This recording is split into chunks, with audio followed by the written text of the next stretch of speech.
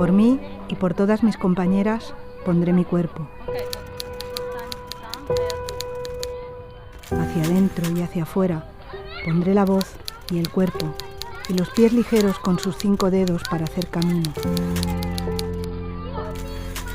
Por mí y por todas mis compañeras entregaré hasta el alma mía. Por mí y por todas mis compañeras, como en aquel juego infantil. Nos animamos unas a otras desde dentro y desde fuera. Por mí y por todas mis compañeras hago memoria y escribo y cuento y digo en alta voz y en baja voz, para dentro y para fuera de mí misma. Por mí y por todas mis compañeras hago camino, comparto historia y la construyo, y enlazo a todas las mujeres en una voz que suena a tierra, a fuego, a viento y a mar en calma, a mar profunda, a mar salada. Nosotras, las de entonces, las de ahora, siempre somos las mismas. Por mí y por todas mis compañeras, nunca dejaré las luchas.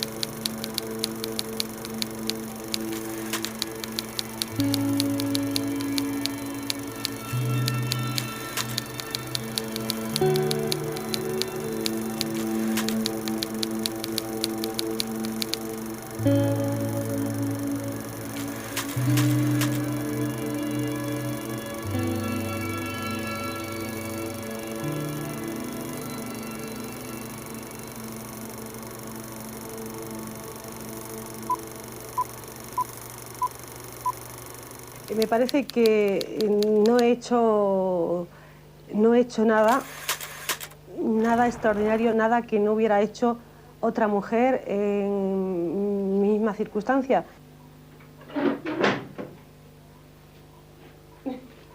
En realidad no hubo que encontrarlas, estaban siempre en casa y estuvieron en cada uno de los traslados que hemos ido viviendo la familia, pero nunca hubo la posibilidad de transformarlas, editarlas, hasta que bueno, pues el año pasado son unas cintas en un sistema, en un formato ya en desuso, descatalogado, y buscando un poco internacionalmente, pues encontramos una empresa que las transformó y bueno, las teníamos ahí como una especie de reliquia familiar, que al final la transformamos, esa reliquia, en lo que ha sido el documental. Alla demokratiska länder var ju upprörda över hur det såg ut i Spanien. Det var ju sån där att, jag menar, det var ju demonstrationer och det var väldigt mycket opposition mot Franco liksom. Det fanns ju överallt, och inte minst i Sverige, därför att vi hade ju spanska flyktingar och vi hade flyktingar från Sydamerika, och det var liksom, alla var ju engagerade i den där campen. Yo he sentido recuerdos, sobre todo me han venido a la cabeza pues muchos recuerdos buenos y malos.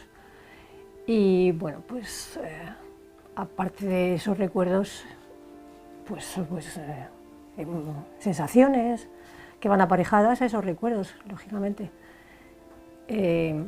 Mucha gente de la que sale en ese documental realmente no la he llegado a conocer. Muchas mujeres que aparecen pues que eran de otras provincias, que no eran de Madrid. Entonces, yo recordaba más a las mujeres con las que se reunía mi madre, o a las que yo conocía por las reuniones a las que me llevaba y todo eso. Entonces hay unas pocas que yo recuerdo, el resto no. Ese niño entendía que el mandato moral era la lucha contra Franco y contra un sistema opresor, y por tanto esos deseos como niño debían estar relegados a un segundo plano.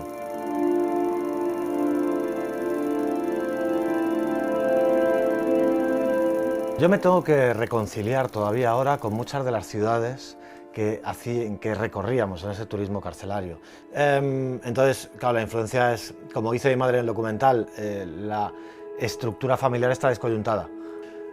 La cuestión es, ¿qué habríamos hecho nosotros en aquel caso, ¿no? Si se reprodujeran las mismas circunstancias? Bueno, a pesar de todo ese trastoque, esa situación familiar descoyuntada, yo diría que yo repetiría seguramente ese modelo y volcaría ante una situación de injusticia con el franquismo, volcaría todas mis energías a lo mejor reproduciendo esa desatención o esa desestructura familiar o ese encarcelamiento probable. A mí lo que más me ha dejado huella es en el tema feminista. Yo me considero feminista por lo que he vivido, por mi madre, a pesar de que chocaba tanto con ella, sobre todo en mi época adolescente, porque era una confrontación tremenda, ¿no? Pero al final me ha dejado esa huella, me ha dejado la huella feminista y claro, para mí es una figura muy importante, ¿no? Lo que supuso el movimiento democrático de mujeres, y a medida que voy sabiendo más cosas que no sabía y que incluso las he llegado a saber por gente como vosotros, ¿no? Detalles que, bueno, pues, que a lo mejor yo no tenía ni idea, pero me doy cuenta de lo que ha significado por todo lo que ha ocurrido después, toda la semilla que ha plantado para que todo lo que hemos vivido últimamente sea como es, ¿no?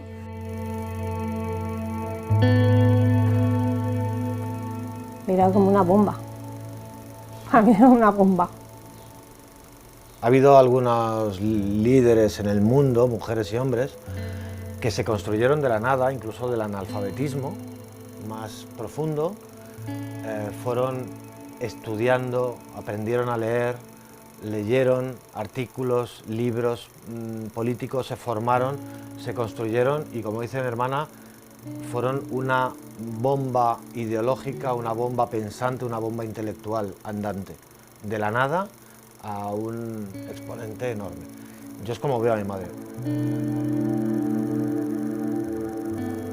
Es un mensaje político imperecedero, de lucha por eso que se dice los de abajo contra los de arriba o las clases explotadas contra las clases que explotan. El mensaje en clave interno, hay mucho mensaje en clave interno en lo familiar, debido al sufrimiento de la propia familia, de las personas que luchaban en la dictadura, y hay muchas de las intervenciones en todas y cada una de las mujeres que salen, y muchos mensajes del sufrimiento interno familiar, y se aprecian todas ellas. Y luego, por otro lado, al final, como resultado de todo ello, la sensación de injusticia.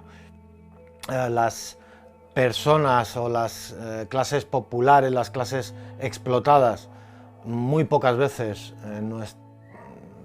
son reconocidas aquellas personas que han encabezado, que han dirigido luchas por esa emancipación de esas clases explotadas, y este es el caso de todas ellas. Han sido ocultadas por la historia, por quien escribe la historia, especialmente las clases dominantes, y todas ellas estaban en anonimato hasta que, bueno, por lo menos de esta forma han salido de ese anonimato, ¿no? Man förstår inte vilken oerhörd kamp de har fört. Alltså det är svårt att förstå det innan man träffar dem. Liksom. Man förstår hur fruktansvärt svårt det har varit att göra sig gällande som kvinna i ett sånt samhälle. Alltså, som är så starkt kvinnofientligt som det där var. Vamos a pasar al problema de la enseñanza, que como sabéis se presenta nuevamente con otra subida de un 26%, que en algunos casos alcanza bastante más del 26%. Conocí el Movimiento Democrático de Mujeres, al cual me agregué siendo muy joven. Entonces ya estaba inventado, o sea que me precedían muchas mujeres, entre ellas Dulcinea Bellido, que no la olvidaremos nunca, y muchas más. Las mujeres de la sección femenina se dieron cuenta de que alguien les estaba ocupando el terreno ya, o les visaban de alguna manera el protagonismo que ellas encerraban.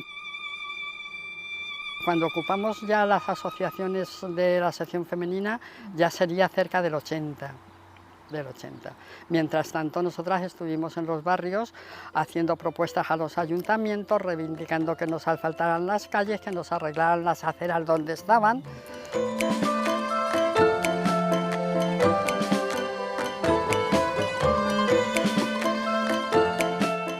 En los colegios privados de Madrid ya había las APAs, pero claro, eran para ellos. Pero en cambio en los públicos no podía haber nada. Y entonces empezamos a crear las asociaciones de padres en los colegios públicos. Y ahí es donde desarrollamos un buen papel también, porque empezamos a equipar los colegios con aquellas deficiencias que tenían. Y nuestros niños podían hacer deporte, podían hacer gimnasia y muchas cosas, porque también colaboraron muchos maestros.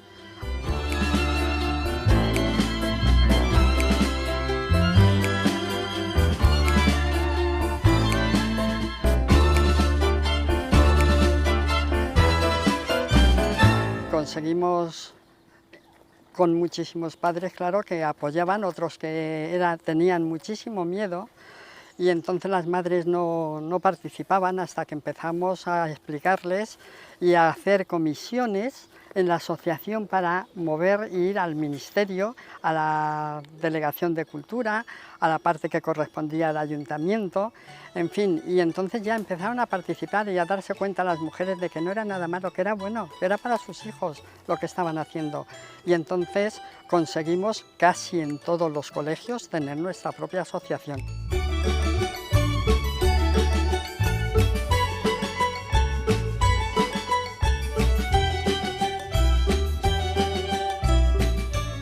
Mi marido, yo le dejaba la cena preparada para que diera de cenar a los niños, porque yo me tenía que ir a mis actividades. Y siempre fue muy colaborador. Mi marido ha tenido fama de feminista y ha civilizado a muchos machitos españoles que estaban alrededor nuestro. Y mis compañeras y amigas le adoraban, y entonces, bueno, pues los amigos, esta gente más cercana, le echaban en cara el que por culpa de él tenían que quitar la mesa y ponerla muchas veces. Eso eran anécdotas de las que nos pasaban entonces, ¿no?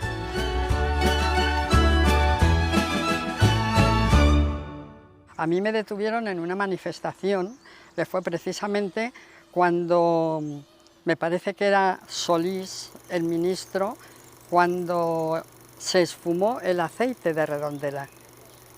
Entonces, en aquella manifestación que organizamos las mujeres, y la hicimos en Lavapiés, pero había falangistas alrededor, y se ve que yo era una chica destacable, porque me señalaron con el dedo e inmediatamente me cogió la policía y me tuvieron 3 días en la Dirección General de Seguridad. Manuela Carmena fue mi abogada. Entonces, bueno, pues a aquellas 2 mujeres que nos encierran allí, el director empieza a intentar hacernos declarar, nos suben 40.000, que me encanta el haber visto a Billy el niño cómo corre ahora de los periodistas, con la mano tan grande que tenía cuando tenía a alguien delante, qué poder tenía el tío. Era un verdadero monstruo, no os podéis hacer idea. Y ahora que le veo calvo, qué poca cosa es, ¿cómo nos podría asustar tanto? A mí me extendió la mano, no me llegó a dar en la cara, pero si me da me quita la cara, porque yo eché un poco para atrás y solo me rozó. Pero a Herminia, mi compañera, la clavó en el estómago las uñas y salimos a los 3 días de allí todavía con las uñas marcadas porque le salió sangre. Eso lo hizo Billy el niño. Pues que en verdad van en contra de sus propios principios como enseñante. Entonces lo más inmediato es de que este hombre intente corregir todos esos defectos. Es que a su secretaria a mí me llama Secre. Cuando me llama Secre. Hola, Secre. Sí, sí, es un encanto. Porque lo ve... ¡fua!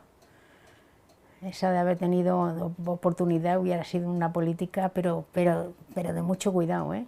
Lo es. Pero hubiera sido de las de... Aquí estoy yo. Sí, sí, es encantadora.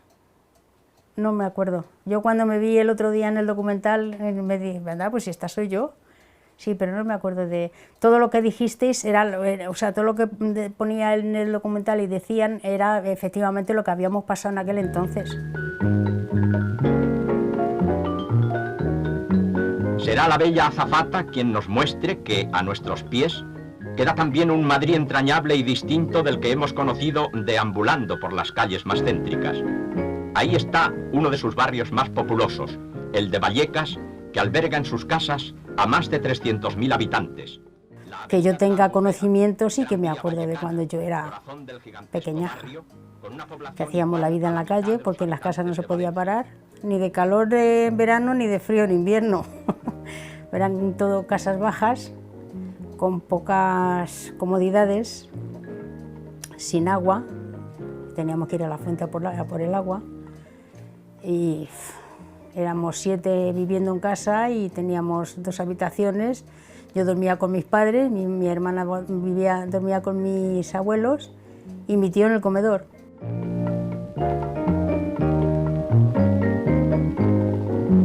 Íbamos a manifestaciones por el puente de Vallecas y todo. Que hay una manifestación porque nos van a subir la luz, con mis hijas delante, a la manifestación. Que hay una manifestación, a todas las manifestaciones porque veía que eran injusticias.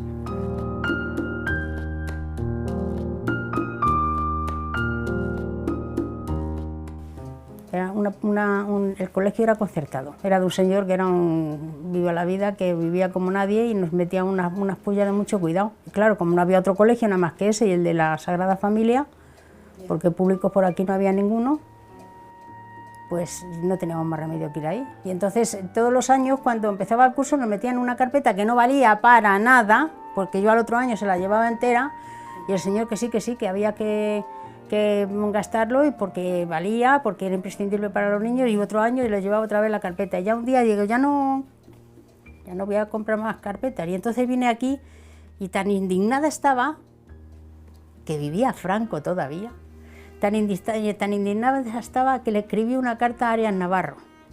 Yo cuando la eché al buzón no cabía dentro de la camisa porque tenía miedo y me veía así, dando palmitas. Hasta que vino un señor con un coche oficial, y me subió una carta que yo casi no la podía ni abrir porque fíjate, vivía Franco todavía, y meterme con un señor y decirle que era un ladrón, que era bueno. Pues me mandó una carta el señor Arias Navarro y me dijo que lo tendría en cuenta y que se lo mandaría esa carta a su destino, que llegaría, y le metieron 8 millones de multa al tío.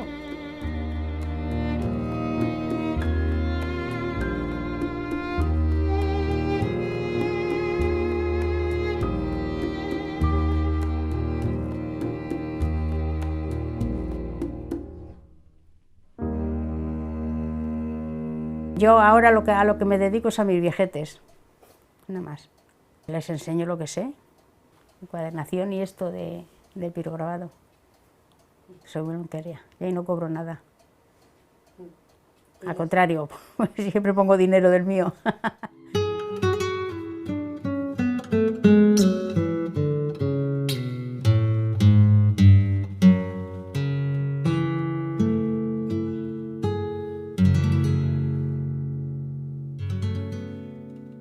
La fábrica empezó el 18 de octubre, cuando mataron al compañero Antonio Ruiz Villalba. Hubo un paro general y entró la policía, pero aquello era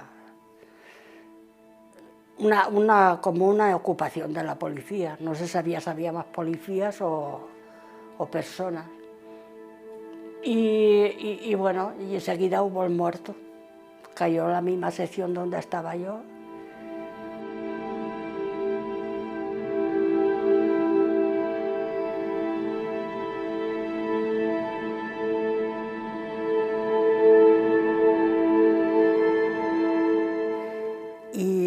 Y bueno, a partir de ahí fue cuando yo dije, esto no se puede dejar así, empecé a ponerme en contacto con comisiones obreras, me dijeron dónde había una reunión, era por el Pueblo Nuevo, me parece, o por ahí. Fui, lo busqué y me fui y bueno, enseguida me conocieron por la fábrica, ¿no? Y bueno, estaban encantados de que estuviera allí, ¿no?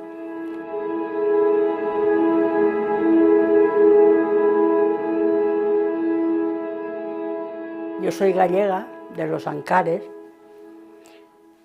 y no había salido nunca de allí. Llegué en un tren que me parece que le llamaban el Borreguero, no sé muy bien, pero era muy lento y bueno, todo el mundo pasó de todo allí, durmiendo, mareándote, y yo por lo menos no me había subido nunca a un coche, ni había visto un coche de cerca. Mi abuelo lo mataron los falangistas y la Guardia Civil. Y bueno, a partir de ahí pues mi abuela se quedó sola, con 4 críos, el mayor tenía 9 años, y bueno, lo que pasó pues ella lo sabe lo que pasó, y los críos pues igual.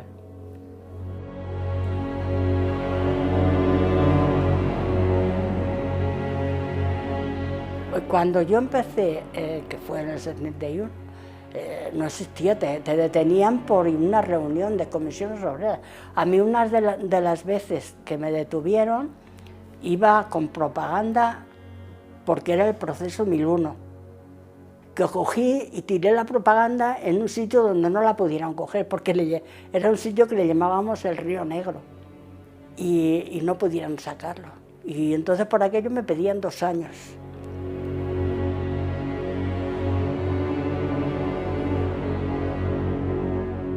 A mí torturas no, aquello de colgarme o cosas así, ¿no? Pero bofetadas y patadas y empujones y insultos y bueno, una cosa.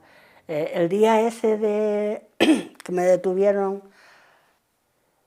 cuando llegué a Hospitalet, a la comisaría de Hospitalet, había un montón de policías sociales y estaban sentados por allí por la escalera, y entonces preguntaron quién era yo, y cuando se lo dijeron, la que me liaron, sin entrar a que me tomaran declaración de nada, fuera, digamos, dentro de la comisaría, pero fuera sin el trámite de preguntarme mi nombre, aunque lo supieran, ¿no? Empujándome, me tiraban por la escalera, me volvían a coger, me volvían a empujar, me volvían a tirar. Bueno, fue como una hora, que fue una hora, además, aparte del daño, porque claro, que te tiren por una escalera hace daño. Aparte del daño, el miedo, porque no sabes cómo va a acabar aquello. Se decidió, y yo fui la que lo propuse, de que se raptara el autobús, una especie de rapto. Coger el autobús, montarse unas 50 o 60 personas y hacerle subir. En Guinahueta, en Torrebaró, está ahí en la montaña, la gente pobrecita bajaba a trabajar, a buscar el tranvía al paseo Maragall, muy lejos, subía después, y entonces no tenían transporte. Y entonces yo subí un día a Torrebaró y le dije, ¿queréis el transporte? Pues vamos a trabajar por él. Porque yo ya había hecho todas las gestiones, por la mediación de la asociación. El ayuntamiento me decía que para 2.000 personas no podía poner un transporte público, y cuando se acabó ya todo eso, que ya el problema no era técnico, por un lado técnico, por otro económico, pues le dije a la gente, mañana en la Plaza Llumayor, que antes se llamaba Plaza Llumayor, ahora se llama Plaza La República, lo hemos conseguido. Y entonces bajaron todas, y en el final le dije a la gente, no podéis montar porque este va para otro sitio. Y me dijo el chofer, ¿dónde? Digo, va a Torrebaró. No, este no va a Torrebaró, va a la Guinahueta. Digo, pues, este va a Torrebaró. Vamos a demostrarle. Si no puede subir, nos volvemos. Pero si puede subir, este va a Torrebaró. Y si no, déjemelo si usted no quiere llevarlo. Digo, eso no lo puedo hacer. Digo, pues mire, usted es un obrero, como nosotros. No estamos pidiendo la luna, estamos pidiendo un transporte para una gente que lo necesita. Entonces el hombre después, hablamos mucho, y lo convencimos. Y subimos a Torrebaró sin problemas. y el autobús lo tiene.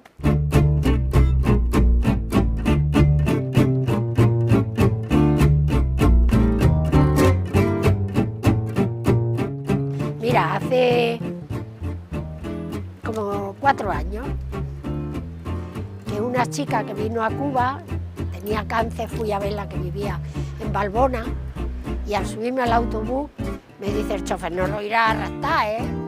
Aún se acordaba.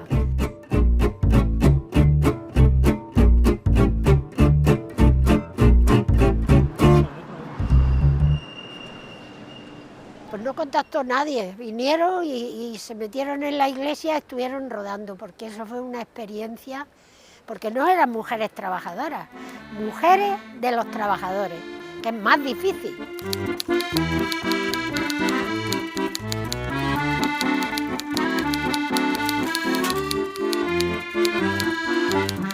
Ahí en San Andrés, en la iglesia, nos metimos, empezó a entrar la gente y llegamos entre niños y madres 300 personas, 28 días. Y la televisión pues se quedó, vino para grabar un poquito y se quedó más porque vio la organización. Teníamos cerrar la iglesia todos los días y ya cuando ya el obispado nos llamó y dijo que iba a entrar la policía, que ya no se podía.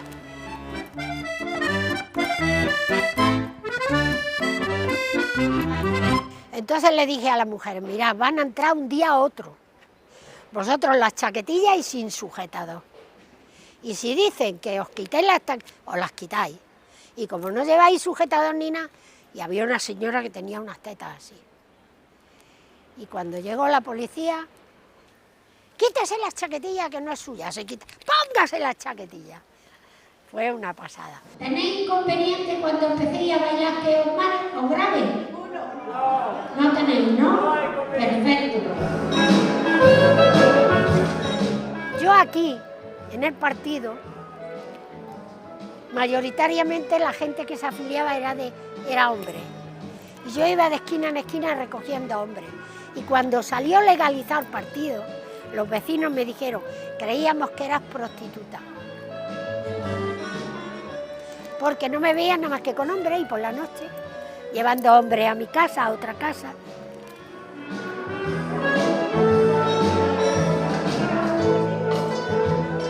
La primera asociación de vecinos que se hizo fue una que aglutinaba a todos los barrios. Entonces eran 9 barrios y hoy son 11. Y entonces yo era responsable de carestía de la vida dentro de la asociación.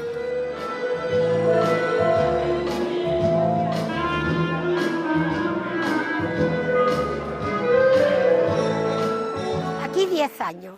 El cinturón, o sea, el casar 17, el cinturón 20 años, el 20 años de lucha por pedir un semáforo 21 días. ¿Tú te imaginas que habían matado a un chaval? 21 días, no tienen vergüenza. Pero ahí estamos. Y yo no he tenido ni depresiones. Unas veces más bajas, otras veces más. Pero yo siempre lo mismo, siempre lo mismo.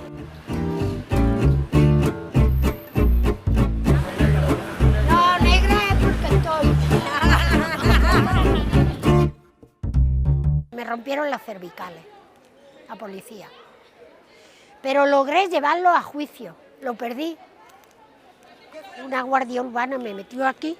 Yo no sabía ni que existía. Yo no sabía que tenía cervicales y me la rompió. Nos llevaron a la comisaría. Y entonces la comisaría dijo, hay que llevarla al médico. Me llevó a la residencia y me marcó porque me hizo mucho daño.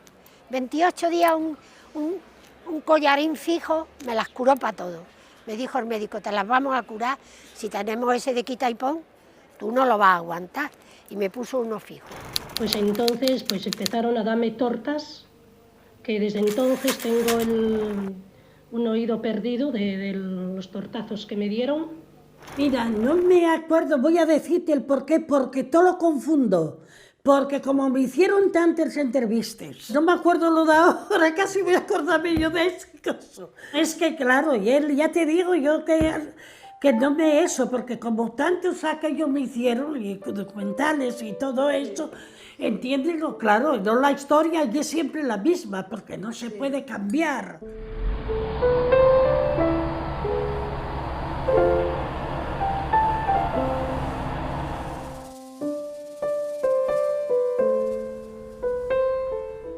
Nosotros hacíamos pasquines aquí.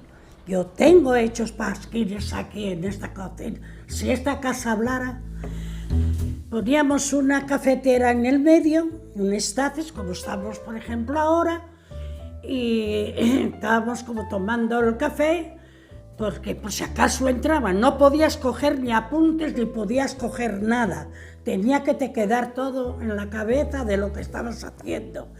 Hicimos de ir por las tiendas a pedir comida para mandárnoslo a los presos, los que teníamos en Burgos, los que teníamos en todos los sitios.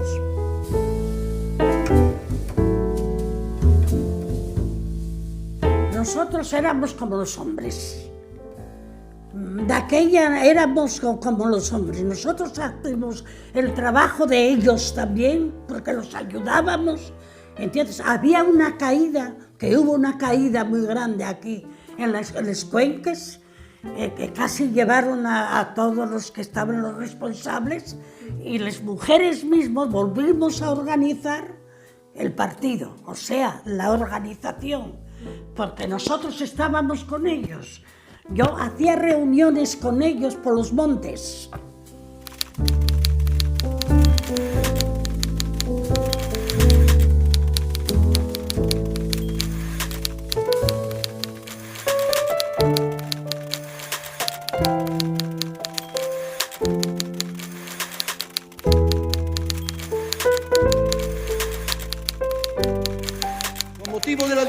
Laborales que en la rama de la minería se produjeron y que desde fuera el comunismo ha pretendido explotar, sembrando impaciencias y desatando ambiciones incompatibles en la mayoría de los casos con el momento económico, debe hacerse llegar a todos los trabajadores que el pretender mejorar sistemáticamente los salarios sin que la productividad aumente y cuando la situación de las empresas no lo resiste, constituye una quimera de imposible realización. ¡Arriba España!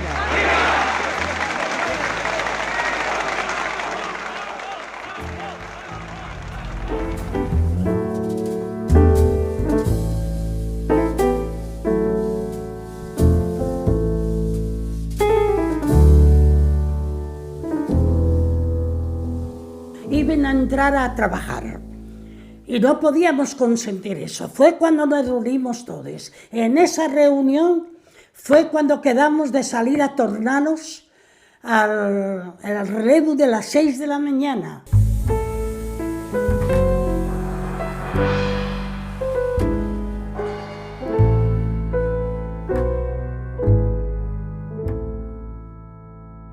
Y entonces ahí pues fue cuando llevábamos el maíz.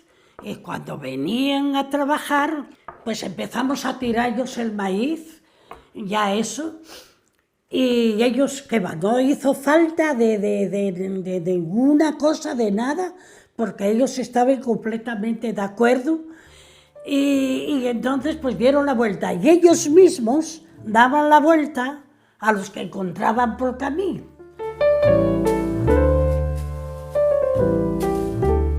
Conseguimos la mejora dentro de la mina, porque a los 4 días estaban silicosos perdidos. Conseguimos ropa que ya tenían quita y pon, que los daban los trajes quita y pon, toallas, jabón, pusieron calefacción, pusieron los cristales, porque nosotros era eso lo que reclamábamos, y lo conseguimos todo.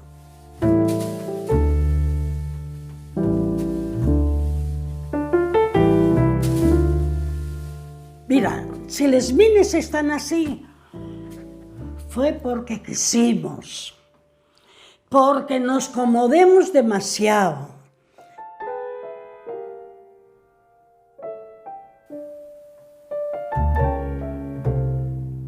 Teníamos las minas, teníamos la fábrica, de ahí, teníamos el taller Conde, todo estaba en eso. Y ahora no hay nada. Ahora no hay nada, fía del alma. ¿Y nosotros por qué? Porque después, como ya te digo, se mejoró la situación, la gente pues ya cobraban algo más. Claro, y a ver todos los mejores que hicieron, pues la gente ya pensaba que ya estaba ya todo hecho. 2.500 millones de pesetas se han invertido a lo largo de estos últimos años en la reforma y mejora de 32 grupos de viviendas para mineros en la cuenca asturiana, labor de la que constituye válida representación la imagen de estos grupos de La Camocha y Tuilla. Volvió a venir otra vez y después ya costaba mucho más trabajo el poder moverlos, también porque como estaban hasta arriba de plazos y tenían que lo pagar, pues claro, si iban a la huelga no eso. Yo para mí fue todo eso, ¿entiendes? Y fue cerrando, no hubo el movimiento, porque si seguimos con el movimiento organizados como estábamos y todo eso, pues entonces no cerrarían algunas, pero no todas.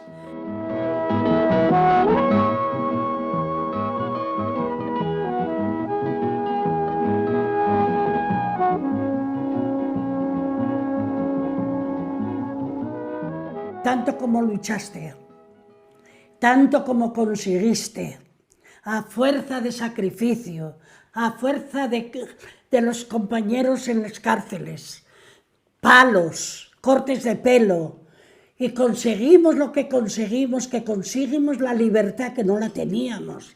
La libertad, como yo digo, mini democracia, porque no, la democracia plena no la tenemos todavía. Entonces conseguimos todo eso con todo nuestro esfuerzo, entiéndelo, y ver ahora que está todo hecho una mierda.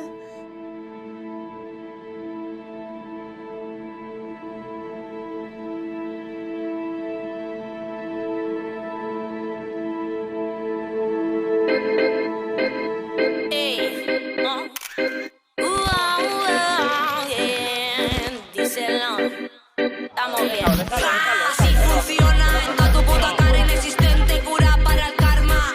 Que le jodan, no quieran saber, democracia alterada porque votan al CCM. Creen que saben que no saben de nada, quieren el poder, vamos a luchar. Creen que saben que no saben de nada, quieren el poder, vamos a luchar. Nos pusimos en huelga el mismo día que nos comunicaron que iban a cerrar la fábrica. Nos pusimos en huelga, preparamos las documentaciones para ponernos en huelga, pero como ya preveíamos, porque estábamos en plena negociación de un convenio durante ese tiempo y preveíamos que podía haber conflictos, teníamos prevista una posible huelga. Sí, vamos a seguir, tenemos pensamiento de seguir con ello, tenemos un calendario ya perfectamente confeccionado hasta prácticamente todo el mes de abril y vamos a seguir con manifestaciones en las puertas de la fábrica, en la embajada de Estados Unidos, en la puerta de la compañía Coca-Cola, en donde está Coca-Cola Iberian Partners, en el Ministerio de Trabajo, en los juzgados, en donde sea necesario. Total, que el mismo día que nos lo dijeron, por la noche aparecieron en la fábrica todos los familiares, se convocó a todos los trabajadores y aparecieron los trabajadores y las familias de los trabajadores allí en la fábrica. La verdad es que fue muy emotivo. Yo hay una imagen que tengo grabada, y es que cuando nos habían dicho que cerraban nuestra fábrica, vi llegar, estaba parada esperando con los compañeros y había, pues os podéis imaginar todas las circunstancias en las que te ves que se te va el suelo de los pies, y vi llegar a la mujer de un compañero que también trabajaba allí temporalmente con el carrito de su bebé, su niña, que tenía 4 meses. Y eran las 11:30 de la noche y se presentaba con todos los compañeros a apoyar y a quedarse allí. Y desde ese mismo día, desde el día 22 de enero del 2014, nos quedamos mañana, tarde y noche los 365 días del año hasta que se dio solución. Montamos ese campamento, que entonces no era tal campamento, eran unas maderas, unos cubos con hogueras, y ahí nos quedamos compañeros, mujeres, hijos, hermanas, madres, vecinos y amigos. Nos quedamos allí durante todo el tiempo. Ahora voy, ahora voy. Mariano. Ahora voy. Núñez de toda la vida.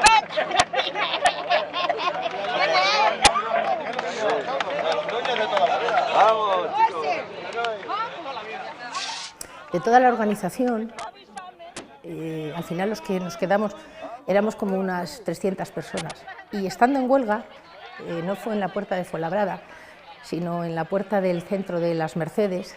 Estaba yo concretamente con una compañera y estábamos ahí bastante solos, con un frío horrible, haciendo la huelga, y me dijo esta compañera, Teresa, me dijo: Mercedes, estamos como Leónidas en las Termópilas.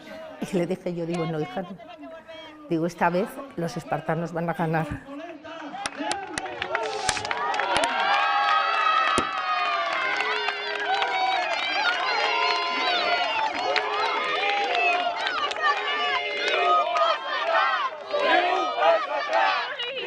Pelear contra Coca-Cola no supone pelear contra la empresa, supone pelear contra los políticos, supone pelear contra los medios de comunicación, supone pelear contra tus vecinos, contra tus familiares, contra todos.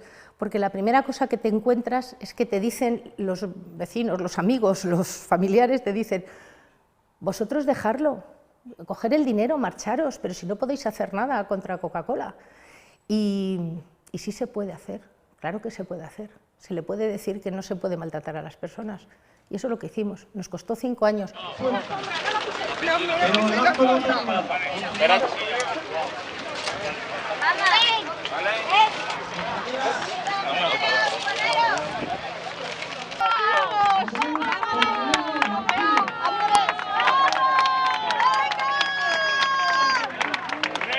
Empecé hace, sí, más de 30 años y estas cosas no salen premeditadas, no son premeditadas, van saliendo en el día a día.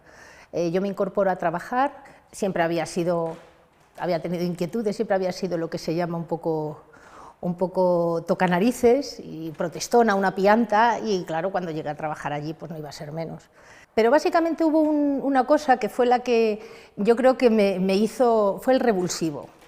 Y el revulsivo era que intenté presentarme a otros puestos de trabajo.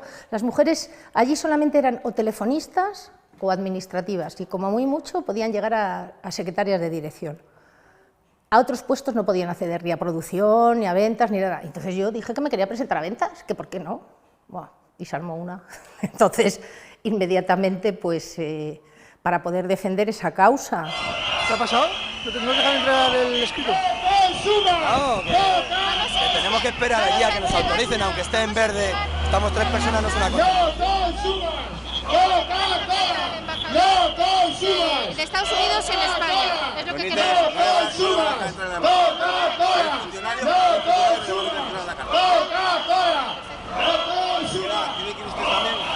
Un aplauso a la compañera.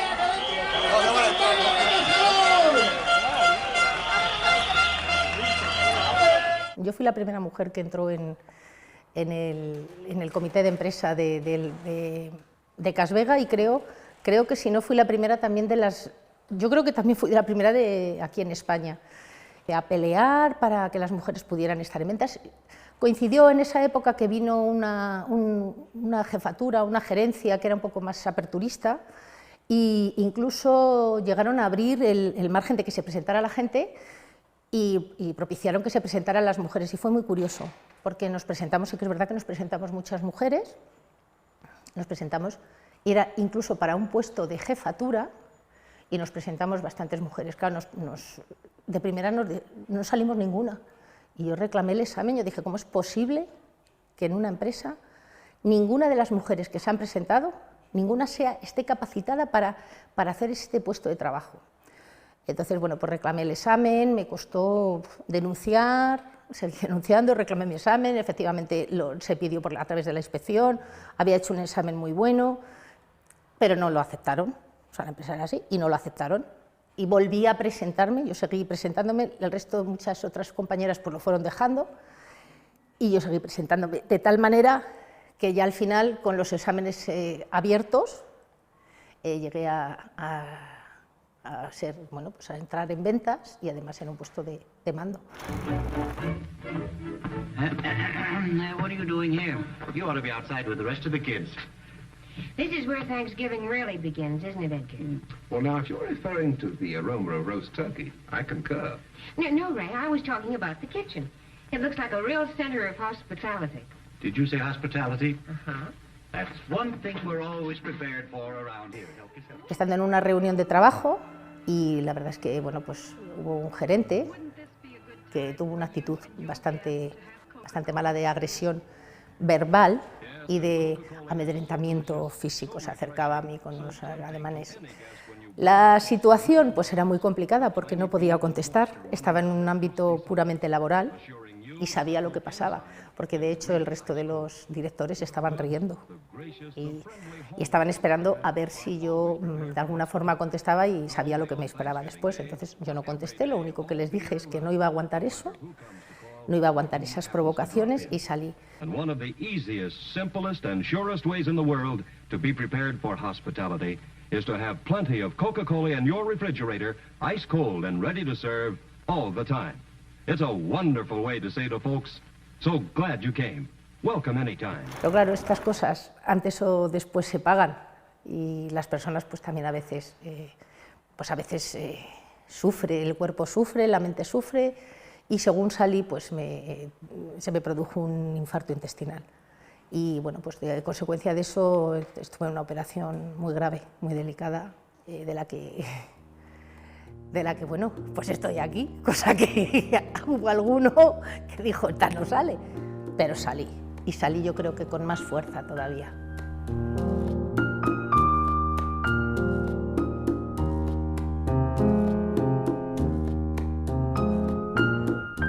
La memoria lo es todo, o sea, una persona en el ámbito sindical, en cualquier sitio. La memoria es la historia. Y no hay futuro sin historia, ¿sabes? O sea, a mí me enseñaron una vez, me dijeron una vez cuando era muy jovencita que el futuro se nutre del ayer y de lo que estás haciendo hoy. Y a medida que han ido pasando los años me voy dando cuenta de que cada vez es más cierto. Cuando lo que hay atrás lo olvidas, tienes que repetirlo. Y es absurdo, es verdaderamente absurdo. Si yo no conservara la memoria de mis compañeros que me precedieron a la hora de organizarme, a la hora de organizar sindicalmente, a la hora de organizar, de negociar, de conocer las formas de actuar de la empresa, yo no hubiera podido conseguir, ninguno de los que estamos ahora hubiéramos podido conseguir nada. La memoria lo es todo, no se puede olvidar, no se debe de olvidar, porque eso es lo que verdaderamente quien maneja este mundo es lo que quiere, que te olvides, que olvides tu pasado, y además no solamente tu pasado individual, sino el pasado colectivo. Y el pasado colectivo es necesario tenerlo siempre presente.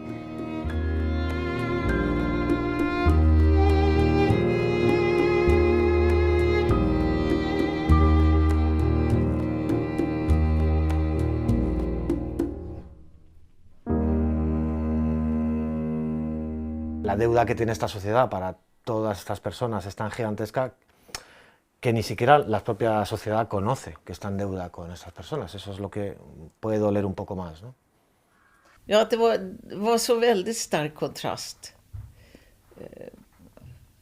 att komma från Sverige med den i alla fall relativa frihet som man har haft som kvinna i Sverige och förstå vad det innebär att föra en sån stark politisk kamp som de här kvinnorna gjorde.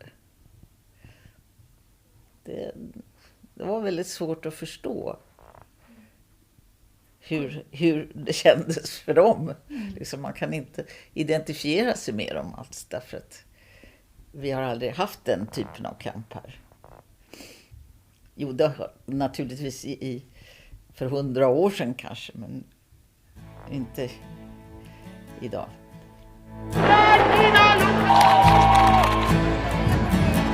Yo no lo entiendo. Hoy que tenemos un poco más de libertad, que la gente todavía hay miedo, ¿eh? Todavía hay miedo, porque mira, hay miedo hasta contar lo que yo estoy contando, que no te lo cuenta nadie. Todavía tienen miedo, y tienen miedo todavía de contarlo a los abuelos a los nietos. Yo he seguido interviniendo en todo lo que de todo lo que son luchas por la libertad. Y bueno, y si hay otra cosa mañana, pues también participaré.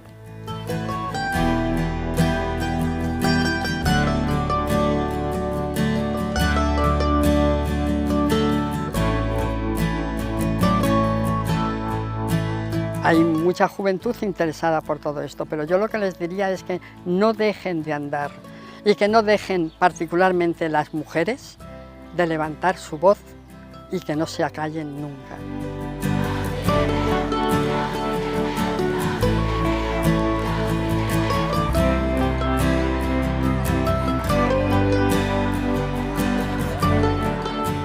A ese colegio que es de monjas,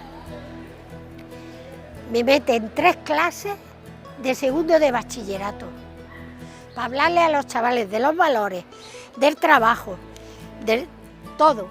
Están pegados como sellos. Les viene gorda a los pobrecitos.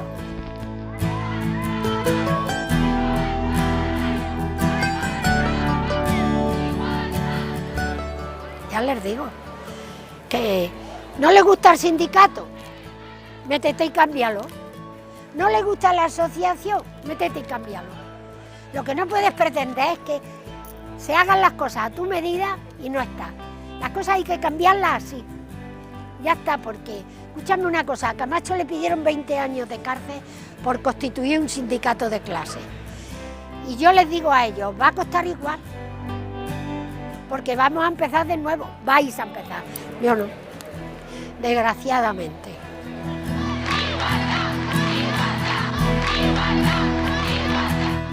Hay muchas cosas que hay que solucionar y que nos tenemos que mover.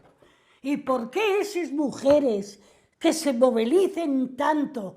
¿Por qué no se movilicen cuando hay unos despidos, cuando no hay trabajo, cuando esa juventud que tiene que marchar fuera de España a estudiar, porque ya las pensiones de los abuelos ya no llegan? ¿Por qué no se mueven? Porque cuando hay una movilización de los sindicatos reivindicando todo eso, ¿por qué ellas no van a eso? Que lleva ellas también, ¿eh? Y para todo. Y yo eso no lo acabo de entender.